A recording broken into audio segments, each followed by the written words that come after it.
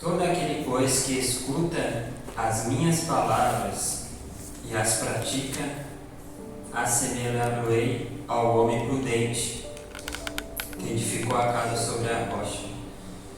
Desceu a chuva, correram os rios, assopraram ventos, combateram aquela casa, e não caiu, porque estava edificado sobre a rocha. E aquele que ouve as minhas palavras e as não cumpre, compará-lo-ei ao homem insensato, que edificou a sua casa sobre a areia. Desceu a chuva, correram os rios, e assopraram ventos, e combateram aquela casa, e caiu, foi grande a sua queda. Amém? Se você for rápido, abra também a sua Bíblia aí, lá no livro de 1 Coríntios 3. Vamos ler tudo de uma vez, depois a gente fica só na exortação, só na explicação da palavra de Deus. 1 Coríntios, capítulo 3, versículo 10. Um pouquinho mais para frente. Depois de Romanos. 1 Coríntios 3, 10, assim. Aqui é Paulo falando, ele diz: segundo a graça de Deus que me foi dada, pus eu, como sábio arquiteto, fundamento, e outro edifica sobre ele. Mas veja, cada um como edifica sobre ele, porque ninguém pode pôr outro fundamento além do que já está posto, o qual é Jesus Cristo. Se alguém sobre este fundamento formar um edifício de ouro, prata, pedras preciosas, madeira fina, palha, a obra de cada um se manifestará. Na verdade, o dia a declarará, porque pelo fogo será descoberto, e o fogo provará qual seja a obra de cada um. Se a obra que alguém edificou nessa parte permanecer, esse receberá galardão. Se a obra de alguém se queimar, sofrerá detrimentos, mas o tal será salvo, todavia como que pelo fogo. Feche seus olhos, curva sua cabeça. Deixa eu fazer uma rápida oração para esta palavra. Meu Deus, meu Pai, que foi lida a tua santa palavra e agora vai ser ministrada. Antes de mais nada, eu quero agradecer por mais esse privilégio, Pai, de poder ministrar a tua santa palavra. Espírito Santo de Deus, fale conosco, que eu não venha falar nada de mim mesmo, mas que eu venha ser totalmente conduzido pela revelação da tua santa palavra. Espírito de Deus, abençoa cada alma que me escuta nesta manhã, cada alma que vai ser alcançada por esta palavra, que o Senhor possa nos dar entendimento e sabedoria, repreende toda a distração e abençoa, Pai. É o que eu te peço, desde eu te agradeço, eu faço isso em nome do Pai, do Filho e do Espírito Santo de Deus. Você que crê, diga amém. Amém. Você que ama a palavra do Senhor, bate palma bem forte para Deus.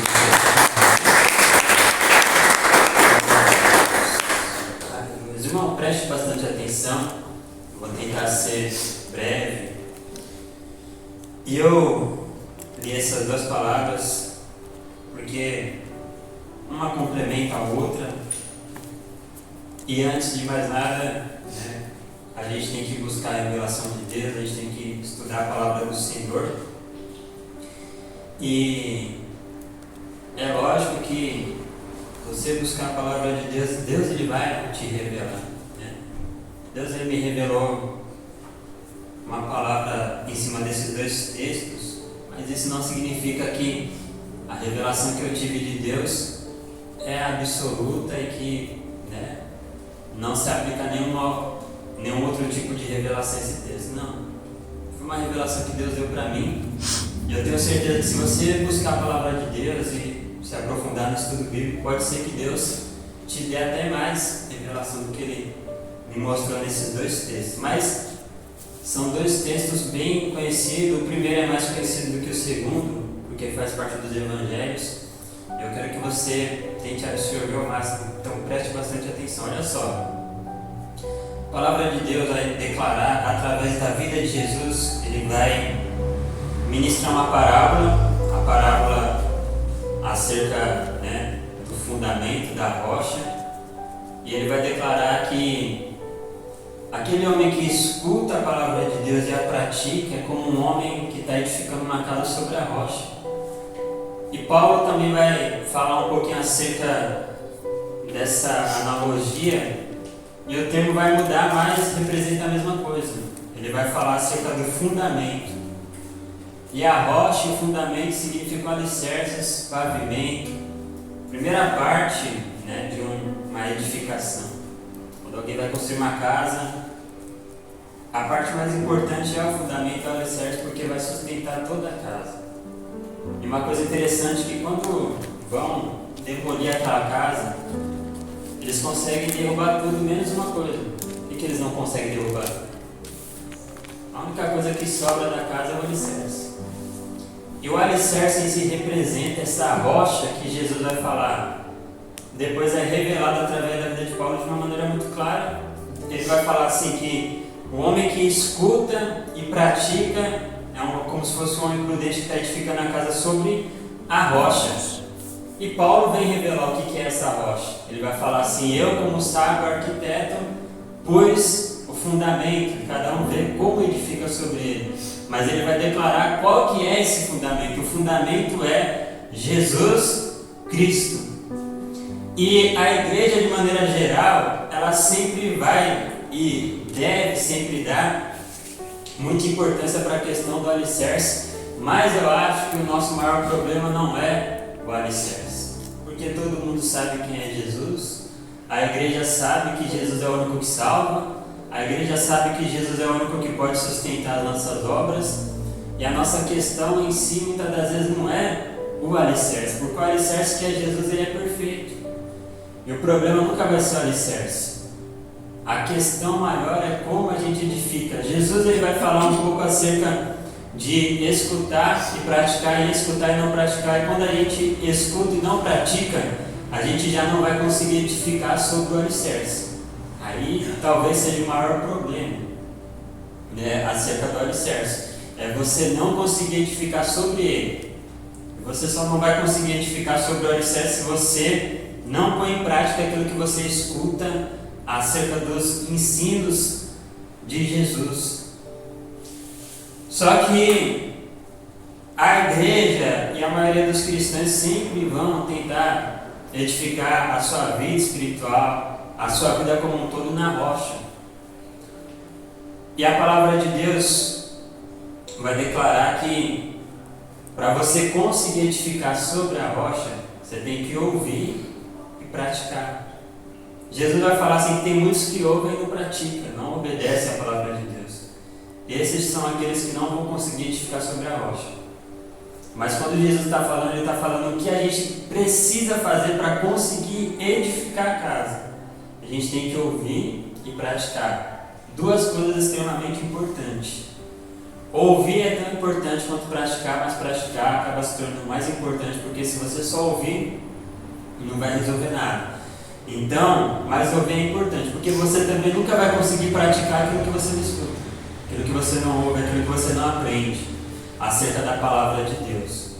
Então é muito importante ouvir. A palavra de Deus vai dar tanta importância para a questão de ouvir, que ela vai falar assim, que a nossa fé, ela vem pelo ouvir e ouvir a pregação do Evangelho, a pregação de Jesus Cristo. Eu gosto desse texto porque ela não fala assim que a nossa fé vem pelo pregar. Porque quando ela fala que ela vem pelo ouvir, significa que mesmo eu como pregador, eu também tenho que parar para ouvir a palavra de Deus, porque senão eu não vou estar alimentando a minha fé da maneira que eu preciso. Então a gente tem que entender a importância de ouvir. Só que ouvir sem pôr em prática faz com que a gente nem comece a edificar. Se a gente começar a edificar, a gente vai estar edificando sobre a areia. Quem está entendendo até aqui, diga glória a Deus. Glória a Deus. Então olha só, Jesus ele vai falar o que é necessário para edificar, ouvir e praticar. A gente vai começar a edificar a nossa casa, a nossa vida espiritual espiritual sobre a rocha. E Paulo, ele vai falar, não acerca de ouvir e praticar, mas ele vai falar que cada um tem que ver como edifica. Jesus, ele vai dar um panorama do que a gente precisa fazer para edificar, para começar a construir. Mas quando Paulo começa a ensinar, é um complemento de que a gente não tem que se preocupar só em começar a edificar, mas ele vai dar 3 categorias de maneiras como a gente pode edificar, e quando Paulo vai falar, é algo que vai apontar para a qualidade. Jesus, de maneira geral, fala o que é importante para você conseguir edificar. E Paulo, movido pelo mesmo Espírito que movia a vida de Jesus, começa a ensinar que a gente tem que ver como a gente tem edificado.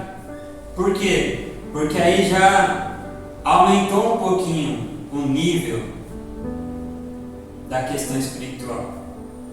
Então olha só, a pessoa, ela vem para a igreja e ela ouve, mas não pratica. Que grupo de pessoa é essa? É aquela pessoa que não se converteu, não leva as coisas de Deus a sério. Ela ouve a palavra de Deus, mas ela não deixa aquela palavra, que é uma semente da fé, germinar no coração dela. Ela ouve e não pratica, então ela nunca vai conseguir construir uma vida espiritual em cima de Jesus, que ela só está ouvindo. Então quem só ouve, mas não pratica, é uma pessoa que não edifica sobre a rocha que é Jesus. Ou seja, é uma pessoa que ainda não se converteu de verdade. Às vezes ela vai até continuar vindo para a igreja, mas se ela não praticar aquilo que ela está ouvindo na igreja, ela não vai ser uma pessoa considerada por Deus uma pessoa realmente convertida. Mas quando ela ouve e começa a pôr em prática, começa a se esforçar para andar conforme a palavra de Deus, ela é uma pessoa que se converteu. E a partir daí a gente tem que ver como a gente está edificando. A gente já começou a edificar? Sim, por quê? Porque a gente já se converteu, porque a gente recebeu a palavra de Deus e começou a pôr em prática coisas simples, mas extremamente profundas. Por exemplo, a palavra de Deus vai falar assim que só Jesus salva. A gente começou a ouvir, começou a praticar a fé em cima disso. A gente crê o quê? Que só Jesus salva. E isso faz com que a gente faça o quê? Abandone nossos ídolos do passado, abandone a nossa consciência religiosa e comece a seguir só Jesus. E quem faz isso está fazendo o quê? Está se convertendo. Só que aí quando Paulo começa a explicar, ele vai começar a direcionar uma palavra para um grupo de pessoas que já está convertida. Uma pessoa que já foi alcançada pela palavra de Deus, ela já sabe como edificar. Só que agora a gente tem que desenvolver o entendimento de que a gente não só tem que edificar uma casa, uma vida espiritual sobre a rocha, a gente não só tem que edificar a nossa vida sobre os conceitos de Jesus, mas a gente tem que fazer isso com qualidade. Ele vai dar 3 níveis de qualidade. Você pode edificar com pedras preciosas, com prata e com ouro. Representa a qualidade. Quando você ouve e pratica, você está edificando sobre a rocha. Mas quando Paulo começa a ensinar, ele vai falar assim que você tem 3 categorias de obras que você consegue fazer. Na verdade, a obra é uma só, mas você vai ter 3 categorias de qualidade para desenvolver essa obra de Deus na sua vida. E a primeira coisa muito importante para a gente entender, o Espírito Santo vai nos auxiliar, Deus ele vai nos apoiar, mas quem tem que edificar é quem? Quem? Somos nós. A gente. O Espírito Santo ele vai sempre nos ajudar. Ele é a provisão de Deus para a nossa vida. Toda a condição que a gente precisa para desenvolver essa obra, a gente vai encontrar no Espírito Santo. Ele dá as ferramentas. E essas ferramentas vêm em forma de frutos do Espírito e em forma de dons do Espírito. E há 3 categorias de qualidade nas obras que são as mesmas, e você tanto vai ter as categorias que representam uma boa qualidade, pedras preciosas, prata e ouro. Você também vai ter feno, palha e madeira. E isso vai ser provado. Por isso que é importante a gente entender e meditar naquilo que Paulo falou. Ele lançou o fundamento, que é Jesus. E ele vai declarar assim: e cada um veja como edifica sobre ele. Então tem muita gente que já está vivendo uma fé em Cristo Jesus, mas a gente tem que começar a meditar e tentar entender como é que a gente está edificando essa vida espiritual, essa vida cristã, essa vida que a gente tem diante de Deus. Como tem sido a qualidade da nossa obra? Porque quem tem que edificar é a gente. Sua vida espiritual é edificada por você mesmo. E aí eu gosto de um texto que é sempre aplicado para as mulheres, mas a gente tem que entender isso e levar isso como uma realidade para as nossas vidas. A palavra de Deus fala assim: a mulher sábia edifica a sua, mas a tola com as próprias mãos a destrói. Isso pode ser aplicado também à construção espiritual que a gente está fazendo da nossa vida espiritual diante de Jesus. Se a gente tiver sabedoria, a gente vai conseguir edificar, mas se a gente não tiver sabedoria, nós vamos ser os primeiros a ser um empecilho para que a obra de Deus possa fluir na nossa vida. Mas a gente tem que ter uma consciência. A responsabilidade de edificar não está em Deus, não está no Espírito Santo, não está no pastor, ou no obreiro, ou no membro, não está no seu pai, na sua mãe. A responsabilidade de edificar a sua vida espiritual com Deus está nas suas mãos. Porque a palavra de Deus também vai declarar que mediante a obra que a gente está fazendo e a qualidade que a gente está empenhando em fazer essa obra, nós somos ser julgados por ela.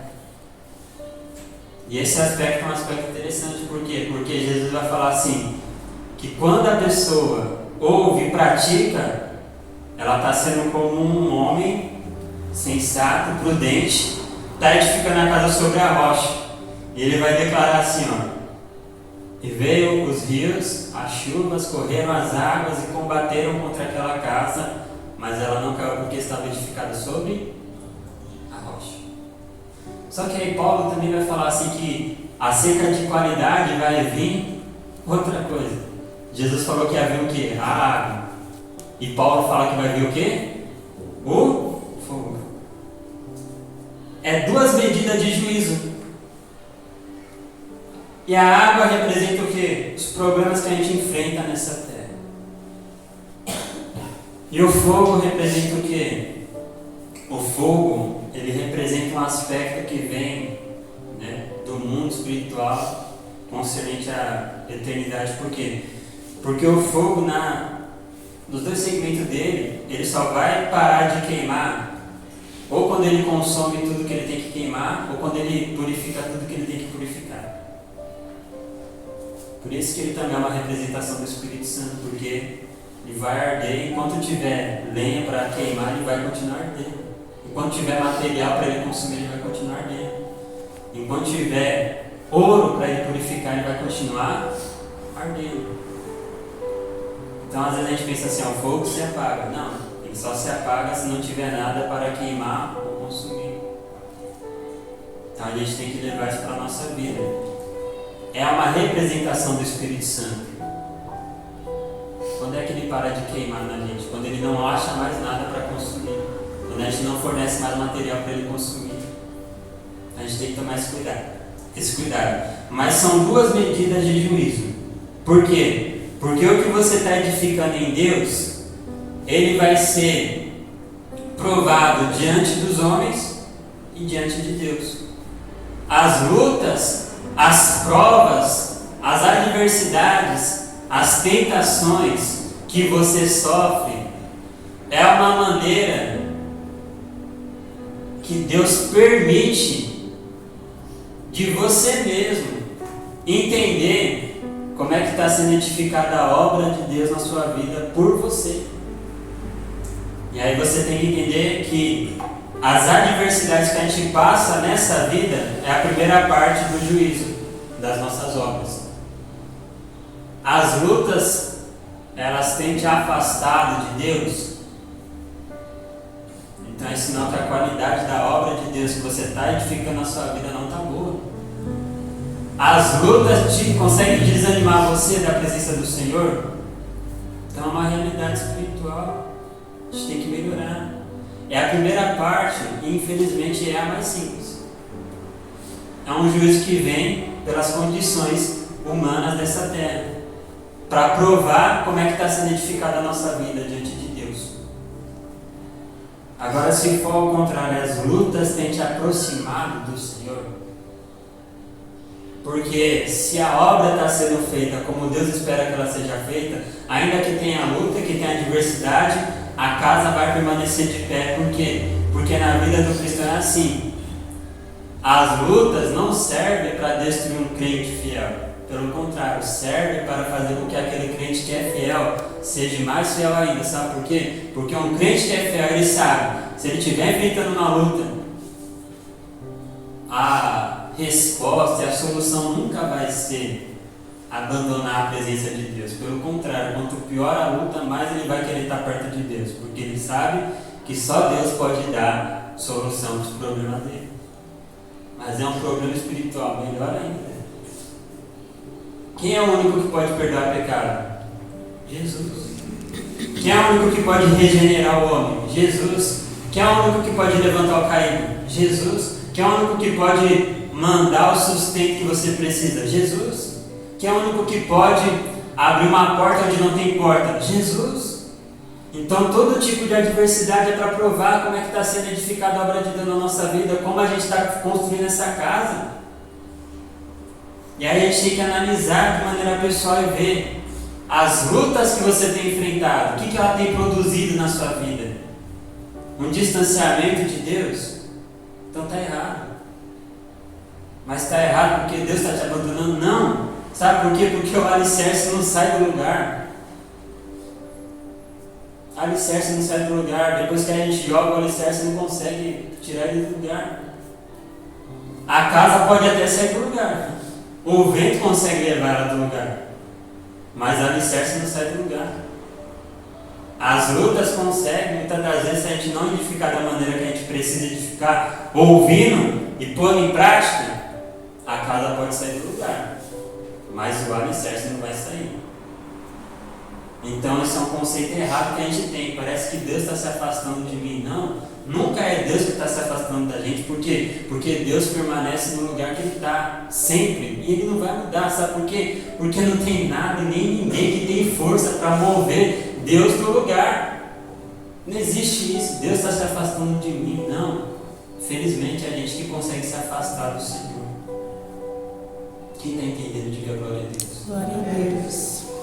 Só que as lutas e as adversidades é um primeiro estágio de juízo acerca das nossas obras. As nossas obras não vai ser revelado só lá na glória.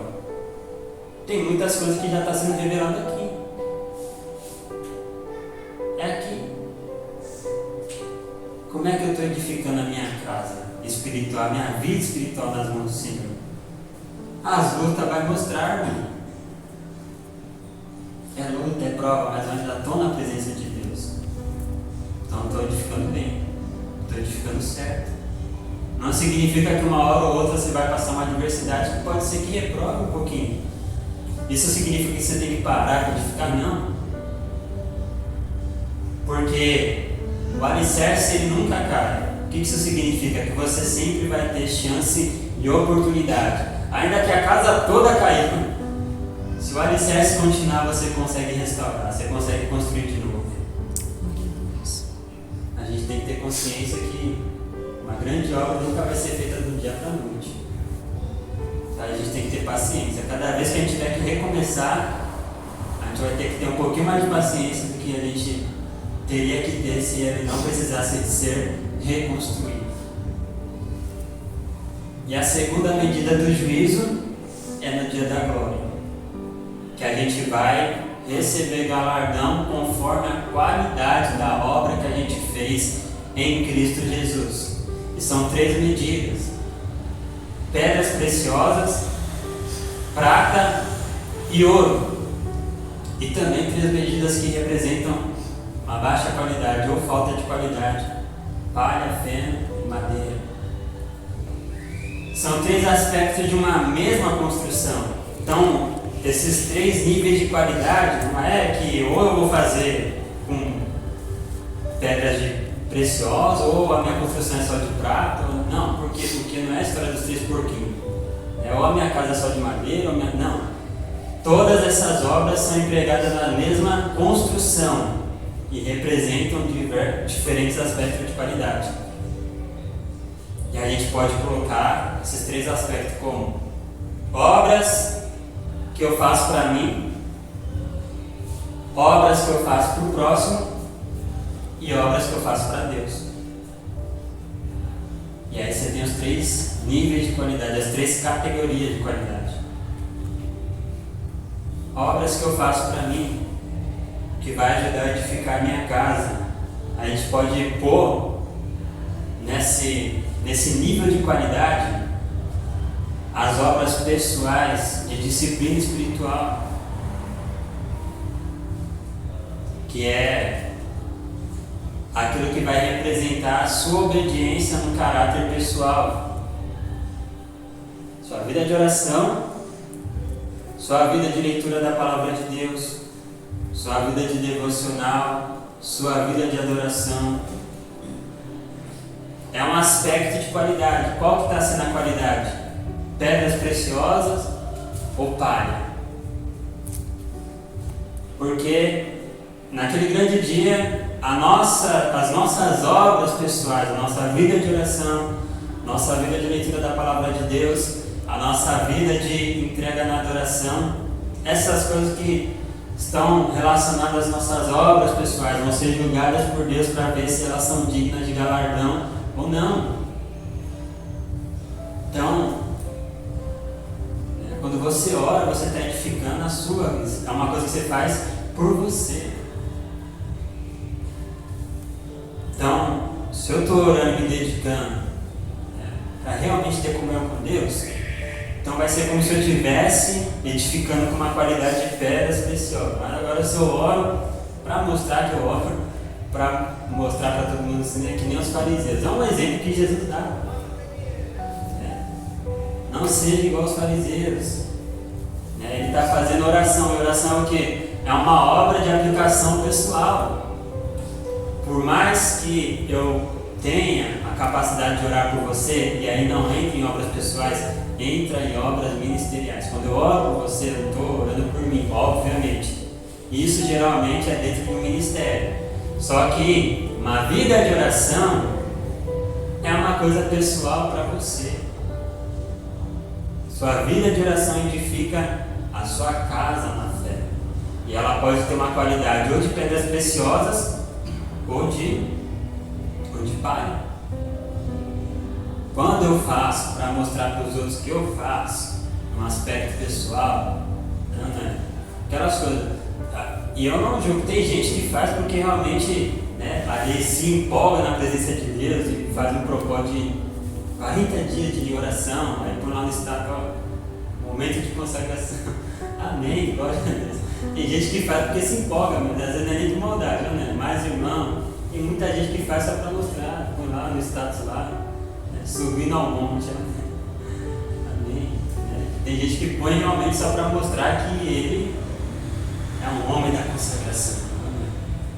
Então, tem outros que, e aí é que eu estou falando, mas isso é uma coisa que, aí, o aspecto da qualidade, então, você tem que entender uma coisa, o aspecto da conversão é provado agora, você é convertido ou não já é provado agora, os problemas dessa vida vai mostrar o quanto a gente é convertido ou não. O aspecto da qualidade, que é provado pelo fogo, vai ser provado só diante de Deus. Então é só Deus que pode falar com certeza se a pessoa está sendo sincera ou não. Eu posso ver você tendo uma prática assim e julgar você e falar assim, o irmão está... Para que isso? postando, tanto faz, irmão, para mim, amém. Se o irmão está fazendo pela graça de Deus ou não, é problema dele, quem vai julgar é Deus. Então, né? Mas isso quem vai determinar é Deus. A qualidade da obra, quem determina é Deus. O nível da conversão, quem vai determinar já é a nossa vida aqui e agora. Que aspecto de conversão é só nesse mundo, nessa dimensão. Não existe aspecto de conversão depois da morte. Depois da morte segue-se o juízo. Não existe, nossa, né? Eu vivi minha vida inteira desconvertido, mas quando eu fui para o céu, que eu vi que Jesus é real, me converti. Não, aí já não tem mais tempo. O tempo é agora. Aspecto da conversão, os problemas, as adversidades vai fazer o papel de mostrar se a gente está convertido ou não. Aspecto de qualidade daquilo que a gente faz com pessoas convertidas é provado diante de Deus. Só Deus pode determinar isso. É lógico que tem muita coisa que fica tão na cara que às vezes você não precisa nem tudo na revelação para ver que a pessoa está se mostrando, não é? Mas, mesmo assim, o juízo vai pertencer somente a Deus. Então, tem gente que realmente põe, e é interessante porque quando a pessoa faz movida pelo Espírito Santo, aquilo muitas das vezes vai incentivar outras pessoas a fazer também. Agora, quando a pessoa faz para se amostrar, não vai criar uma admiração para que a pessoa venha a ser espiritual também. Geralmente, quando a pessoa faz para se amostrar, o holoforte vai na vida da pessoa e as pessoas não vão querer orar para ter comunhão com Deus, mas muitas das vezes elas vão ter aquela mentalidade assim, nossa, e eu nunca quero isso para minha vida. Nossa, eu quero orar porque eu quero ficar igual o pastor Alex. Se for no sentido da fé, se não for, irmão, nem compensa. Não queira ser igual a mim, não. Queira ser igual a Jesus. Paulo fala assim, sedes meus imitadores como eu sou de Cristo. Porque se fosse para ser o imitador do homem, Paulo, ele era genocida do povo cristão. Não.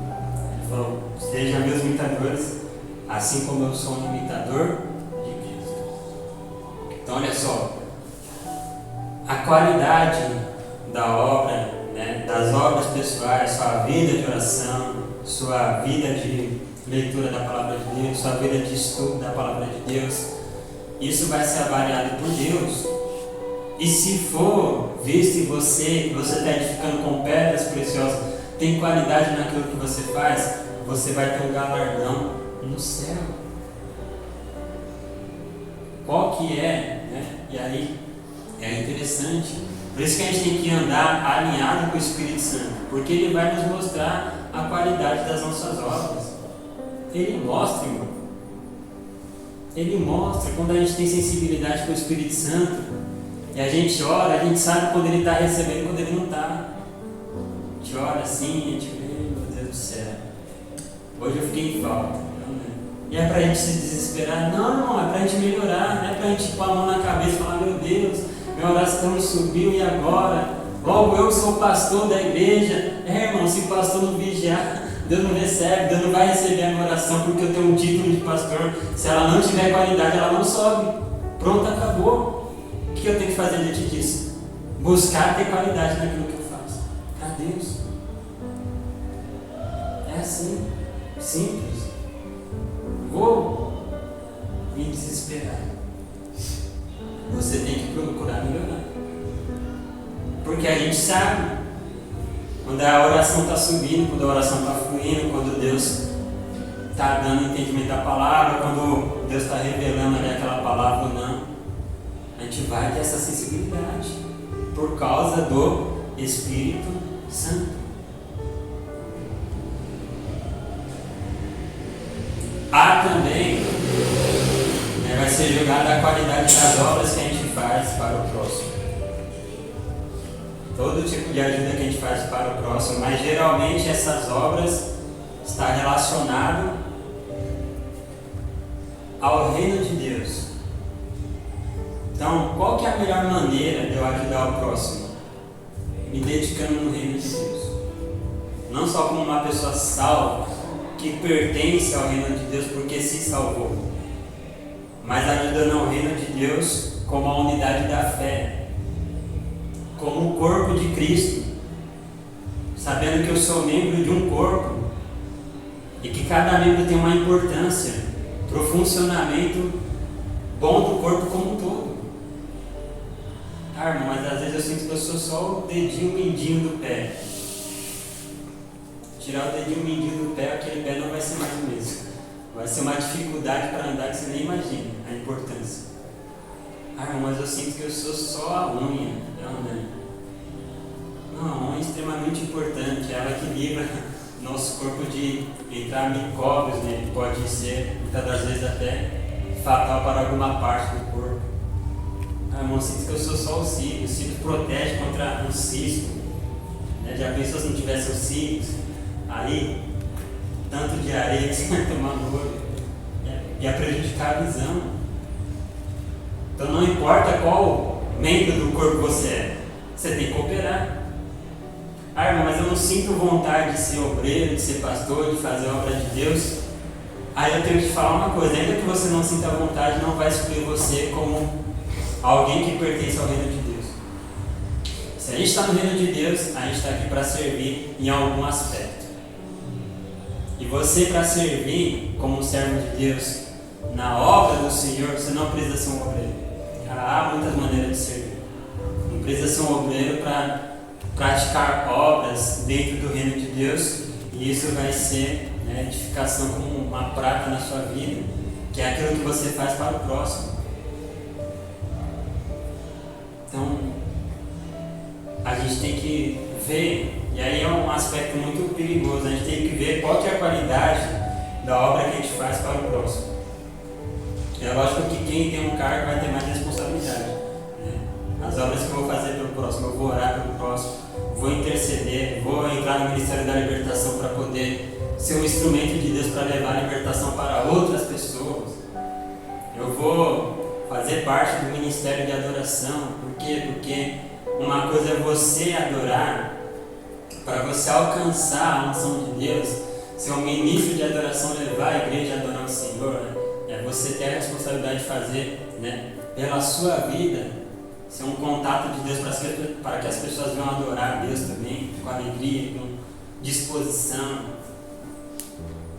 Eu vou fazer parte do Ministério da Intercessão, fazer parte do Ministério do Evangelismo. Há muitas maneiras de fazer parte do Ministério do Evangelismo, sabe? Uma coisa que eu acho interessante, né? As obras que a igreja permitiu a fazer para os próximos, né? Muitas das vezes, por exemplo, a casa de Maria. Maria, ela foi extremamente importante no evangelismo da igreja, porque ela foi a primeira que cedeu a casa dela para fazer um ponto de pregação. Olha que maravilha. Ela pregava? Provavelmente não, vou falar que não. Talvez ela ficava ali, né? Um exemplo, Marta e Maria, para ficar mais claro na sua mente. Marta e Maria, elas pregaram? Não, quem estava pregando? Jesus. Mas elas cederam a casa, cooperou com a obra? Demais. Não é? Irmão, mas minha casa, se for para mim ceder a minha casa, só dá para ir pelo menos 2 irmãos. E um ainda fica do lado de fora. Amém? A obra não precisa saber. A qualidade não tem a ver com a quantidade. Às vezes vai ter 2 pessoas no culto, Deus vai enviar as 2 pessoas certas. É aquelas ali mesmo, em nome de Jesus. E aí tem aspectos interessantes também. Cooperar com o reino de Deus, fazer obras para o próximo, lógico que tem a ver com ganhar almas também, mas poder edificar a igreja. Jesus, ele vai falar para Pedro assim: tu, quando pois te converteres, fortalece a fé dos teus irmãos. Como obra que você pode fazer para o próximo, lógico que você pode fazer a grande obra, ser parte da obra da redenção, de levar uma palavra de libertação e de salvação para alguém que está perdido. Mas não, é tão importante quanto você conseguir preservar na presença de Deus quem já está salvo. Então, poxa vida, ó, estou vendo ali a irmã Cássia, meu, triste, vou ver o que está acontecendo, vou orar com ela, vou falar para ela, vou fazer uma campanha de oração, sabe? Cuidar de quem está bem, é parte da obra também. Porque o pastor, ele tem a capacidade de deixar 99 ovelhas para ir atrás de uma que está perdida. Isso não significa que ele também não tem responsabilidade com as 9 que estão lá no rebanho. Tem que cuidar, para que elas também não venham se perder. Então você pode fazer parte da obra de Deus de diversas maneiras. E o mais perigoso disso é que tem gente que simplesmente acha assim: eu não sou pastor, eu não sou obreiro, eu não tenho um ministério, então o que eu vou continuar fazendo? Vou orar por mim mesmo e tá bom demais. Vou fazer o meu jejum, tá ótimo. Eu vou ler a minha palavra aqui e amém, tá bom demais, né? Não, irmão, tem um aspecto da sua vida que Deus vai julgar, que é a obra que você faz para o próximo. E o problema é esse: tem gente que acha que é o suficiente só ficar na medida das obras pessoais, não faz nada por ninguém. E qual que é a desculpa? Eu não tenho capacidade. Parabéns, eu também não tenho. A capacidade não é nossa, é de Deus. Aleluia. Ele é a nossa capacidade. Irmão, eu tenho o dom da palavra de Deus, que maravilha. Invista no ministério do estudo e do ensino. Pega alguém para ensinar. Ainda que seja uma coisa simples. Deus prepara. Põe na oração para você ver se Deus prepara. Eu gosto muito disso porque eu lembro que eu sempre gosto de citar isso. Quando eu me converti, uma coisa que minha mãe falou me impactou muito, que foi assim: ela falou assim: que bom que agora você é da igreja. Agora você vai poder ler a Bíblia para mim. E eu li a Bíblia para minha mãe. Estava fazendo aquilo por mim? Não. Por mim eu li a minha Bíblia. Eu li o meu texto lá da palavra de Deus. Mas é uma coisa que eu consegui fazer pela minha mãe. Que ela não sabia ler. Não só por ela, já fiz também por outras pessoas. Se dedicar para alguém. Mas é uma alma, sabe? É aquela alma que você evangeliza, aquela alma que você chama para a igreja, aquela pessoa que você fala assim: não, eu vou aí, vamos junto. É isso, irmão, pronto. Sabe? Mas só que tem um nível de qualidade. Pode ser prata, pode ser palha. Quando é que é palha? Quando virar competição evangélica. É a mesma coisa, quando a pessoa vem, traz a pessoa para o culto e tira a selfie assim, é mais uma alma para Jesus. Amém. Às vezes não é por maldade, mas, né? Se é para Jesus, ele está vendo já, irmão. Mas é aquela coisa que você se dispõe, sabe? Aquela coisa que, sabe, um exemplo muito legal. Muitas das vezes ninguém está vendo, mas é aquela pessoa que você manda uma mensagem 1h da manhã, ou que ela manda para você e você responde porque você se importa com ela. Porque você está levando para a igreja, a pessoa te manda um WhatsApp e fala: nossa, irmão, estou meio perturbado aqui. Aí você vai lá e responde: não, irmão, vou te mandar uns louvores aí que Deus vai abençoar a sua vida. E quando você faz isso, Deus dá vitória, irmão. Né? Já aconteceu isso com você, né? Você manda o louvor, daí no outro dia a pessoa fala: nossa, irmão, que louvor abençoado. Né? Coloquei. Às vezes eu acho essas coisas meio estranhas, né? Que uma vez eu fiz, mandei uma pregação e amém, né? A pessoa falou: estou meio perturbado, eu mandei uma pregação. Aí eu fiquei meio recente, a pessoa: nossa, que pregação abençoada. Só foi colocar ela dormir. Eu falei: mano, que é isso, mano? Tá abençoado assim, colocou dormir. Mas a gente entende, tipo, né? Ver a paz ali, mas amém. Mas só que é se importar com o próximo, é você se dedicar um pouquinho. Vai ser fácil? Não. Por quê? Porque muitas das vezes já é difícil você se dedicar em fazer com qualidade aquilo que você precisa fazer para você. Imagina para o próximo. Às vezes já vai ser difícil você edificar com pedras preciosas na sua vida pessoal. Imagina no próximo. Não é?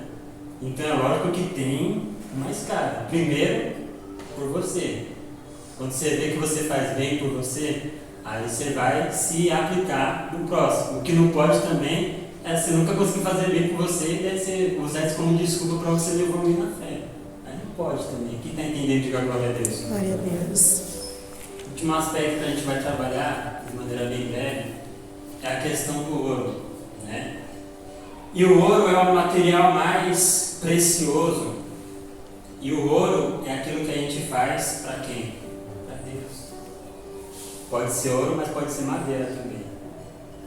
Mas é interessante que se você for estudar a questão de arquitetura na época de Jesus, não só na época de Jesus, você vai voltar um pouquinho lá no Antigo Testamento, você vai ver que o ouro tinha uma coisa assim, acerca do ouro que eu achei interessante quando eu estava estudando a palavra de Deus. Que o ouro muitas das vezes servia como um ornamento. E o que é isso? É o que a gente chamaria hoje de acabamento. Porque você vai ver, por exemplo, na construção do tabernáculo, na construção do templo de Salomão, da Bíblia, ali, você vai ver que o acabamento geralmente era feito com ouro. Eles faziam a peça da melhor madeira que tinha, e você vai ver muitas das vezes a palavra falando que eles, cobriram ali aquela peça do tabernáculo com o quê? O ouro. Porque o ouro, por ser o mais precioso, geralmente era usado como acabamento. E quem mexe um pouquinho com obra sabe que uma das partes mais caras, e as que exigem mais qualidade, é o acabamento.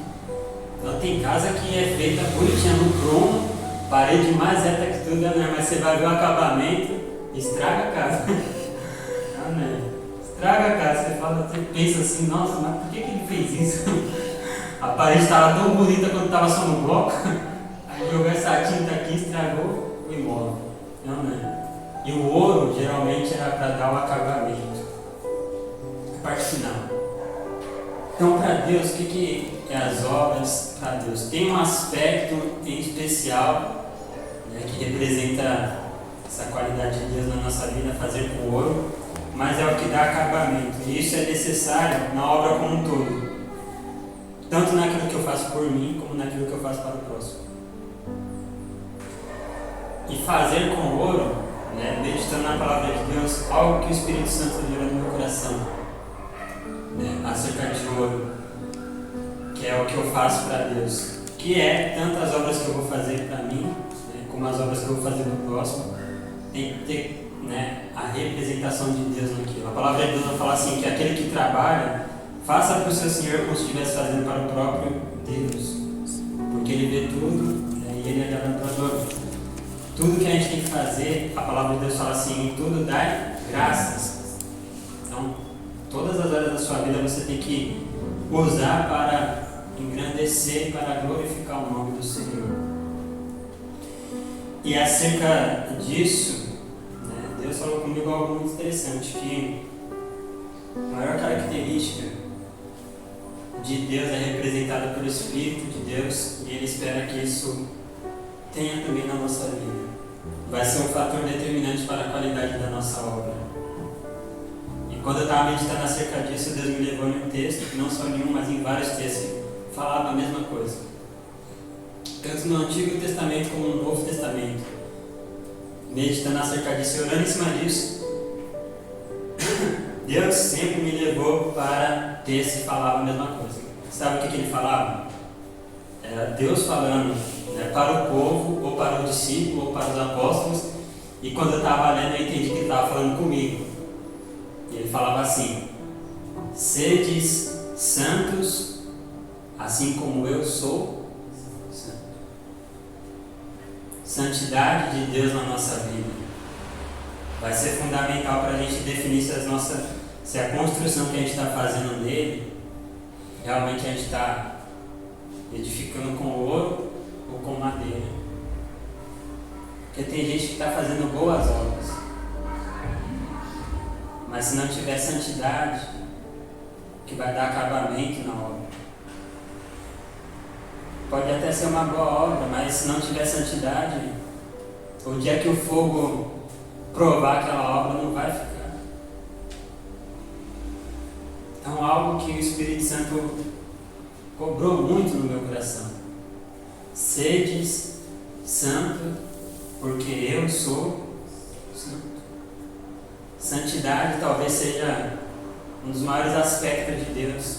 A gente pode falar que Deus é amor, que Deus é justiça, mas se você parar para meditar, o que mais representa o Espírito de Deus é o que define Ele e determina o nome dele, porque o nome do Espírito de Deus é Espírito Santo. E meditando acerca disso, Eu vi com Deus que muitas das vezes o que falta na nossa vida para ela ser melhor com Deus é a gente se aplicar mais na nossa santificação. Ser santo. Josué falou para o povo: santificai-vos hoje, porque amanhã Deus fará maravilhas vosso meio.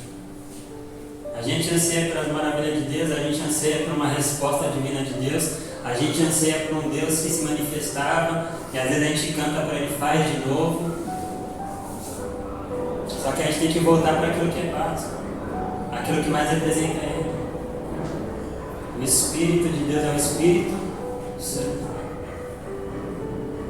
Para a gente colocar uma qualidade de ouro na obra que a gente faz, a gente tem que se aplicar mais e se dedicar mais na santidade como um todo. Se abster daquilo que entristece o coração de Deus. E não só isso, ser santo é ser separado para Deus. Se dedicar mais nas vontades do Senhor. Qualidade da obra. A gente tem que buscar mais santidade de Deus para as nossas vidas. Seja o aspecto que for. A santidade de Deus vai gerar espiritualidade. Falta de santidade gera carnalidade. Tem uma coisa que engana muito crente. Tem crente que acha que ser carnal é normal. Por quê? Porque eles têm esses 3 tipos de definição. Não existe isso. Eles entendem que existe uma pessoa espiritual, uma pessoa pecaminosa e uma pessoa carnal. Isso aí é engano do diabo, viu, irmão? A pessoa fala assim, que ela entra na questão da carnalidade e ela acha que aquilo ali é uma base de segurança. Ela olha assim e ela fala assim: eu não estou sendo tão espiritual, mas eu também não estou pecando. Falta de espiritualidade gera pecado. E aí daí você fala assim: mas não, só estou um pouquinho carnal. Você já viu os crentes que falam assim como se fosse uma zona de conforto, tipo assim, né? Estou assim espiritual, mas eu só estou um pouquinho carnal. Acerca das obras da carne, sabe o que a Bíblia fala? Que essas obras, e semelhantes a essa, faz com que a gente não herde o reino de Deus. As obras da carne também geram condenação. E isso não pode enganar a gente. A gente pode pensar assim: nossa, né, eu não estou lendo a Bíblia, né, eu estou ficando um pouquinho carnal, mas eu não estou desviado. É perigoso isso, irmão. Sabe? A gente não pode, toma cuidado, a gente não pode achar que um nível de carnalidade na nossa vida é algo normal, que não, é porque eu sou homem também e tal, não sei o quê. Não existe na Bíblia nenhum respaldo que vai falar assim, né? Vai estar lá no céu que quem é santo e quem, né, foi um pouquinho carnal também vai, porque é humano, não. O céu, a gente tem que entender uma coisa: o céu é um lugar divino. Se a gente quer entrar lá, a gente tem que ser um espelho de Jesus. Por isso que ele fala assim: sede santos como eu sou santo. Sabe por quê? Porque ele quer te levar para o céu. Só que ele só vai conseguir levar a gente para o céu como? Se a gente conseguir entrar nesse nível de santidade que representa Deus na nossa vida. A gente tem que se dedicar a isso. Ser santo. Ser santo na nossa maneira de falar, ser santo na nossa maneira de se comportar. Pedir para Deus santificar as nossas mãos, nossos olhos, o nosso coração, nossos caminhos. Porque a santidade de Deus na nossa vida vai garantir que a gente edifique essa casa espiritual comum. Quem entende isso, diga glória a Deus. Glória a Deus. Quem recebe essa palavra, diga amém. Amém. Você que vai pôr isso em prática, diga aleluia. Aleluia. Bem, bate palma bem forte para Jesus.